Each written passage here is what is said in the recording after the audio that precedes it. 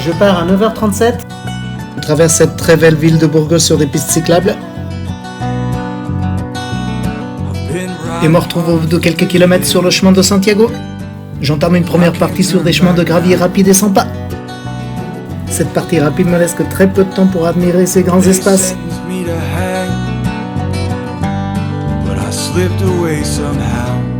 Puis, au bout de quelques dizaines de kilomètres, j'aborde une partie beaucoup plus technique et cassante.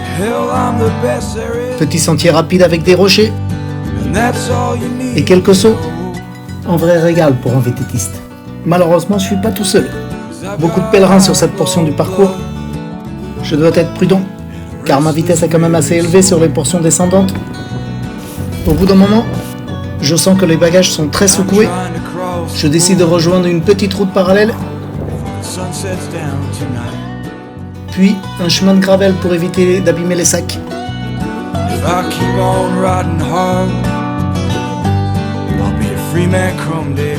Le parcours aujourd'hui ne devrait pas être très difficile, après cette première partie plutôt montagneuse. Il ne devrait plus y avoir de dénivelé durant les 153 km qui me restent à faire, jusqu'à Tordesillas. À un moment donné, je constate que j'ai perdu une lampe arrière, ainsi que mon kawaii, sûrement dans la partie technique.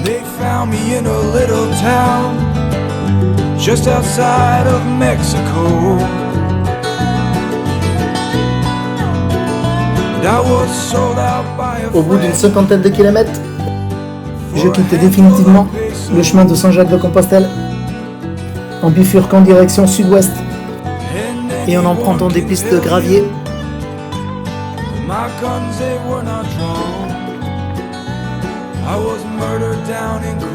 Il est bientôt l'heure de déjeuner. Je m'arrête dans un premier village, perdu au milieu de nulle part. Malheureusement, le seul bar disponible a beaucoup d'alcool mais rien à manger. Je me prends une bière, je grignote des chips et je repars. Jusqu'à Torquemada, qui semble être un village bien plus grand. Là, je rencontre Antonio, qui me dit que le nom de ce village, Torquemada, c'est-à-dire la tour brûlée, tire son nom d'une bataille avec l'armée de Napoléon.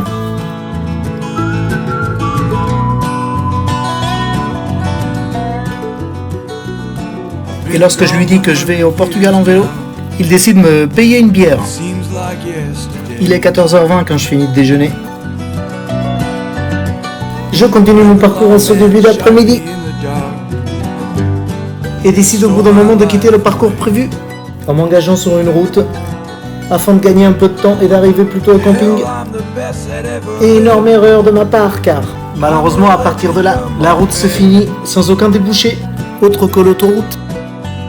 Le tracé initialement prévu est juste de l'autre côté de la rivière. Je perds plus de 45 minutes et fais presque 17 km de plus afin de rejoindre le parcours dans un paysage hyper moche et une chaleur étouffante. Je suis passé d'un magnifique paysage de montagne à un mélange de désert et de zone industrielle. Le mental en a pris un coup. Par la suite, je me trompe à plusieurs reprises avant de rejoindre une voie verte. Mon compteur affiche 144 km et il me reste encore 50 km. Je suis crevé. J'envisage même un instant de dormir à Valladolid. Finalement, je m'arrête dans un bar, me ravitaille en eau et le moral s'améliore un petit peu. Il est 18h30. Il me reste encore une trentaine de kilomètres à faire.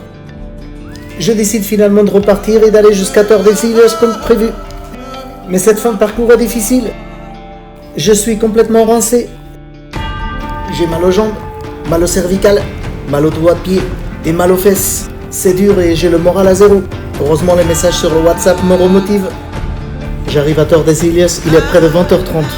Tordesillas qui est une ville historique.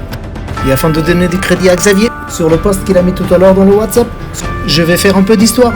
En 1494, Un traité historique a été signé ici, entre l'Espagne et le Portugal, délimitant le monde en deux. Une partie du monde réservée à l'Espagne et l'autre au Portugal. Voici le fameux traité de Tordesillas. Bon courage pour la lecture. Le camping est super bien situé sur les rives du fleuve Douro. Douro est le fleuve dont les côtes vont donner naissance quelques centaines de kilomètres plus loin au vin du Porto. Ce ne sera pas avec du Porto mais avec une pinte de bière que je vais finir la soirée. Au terme d'une étape de 197 km, 9 heures sur le vélo et 11 heures au total. La fin de cette étape a été très difficile, surtout les 180 derniers kilomètres. Je me suis trompé à plusieurs reprises. Paysage sans intérêt, douleur en tout genre, piste très poussiéreuse et usante. Même le vélo a changé de couleur. Il est devenu jaune poussière.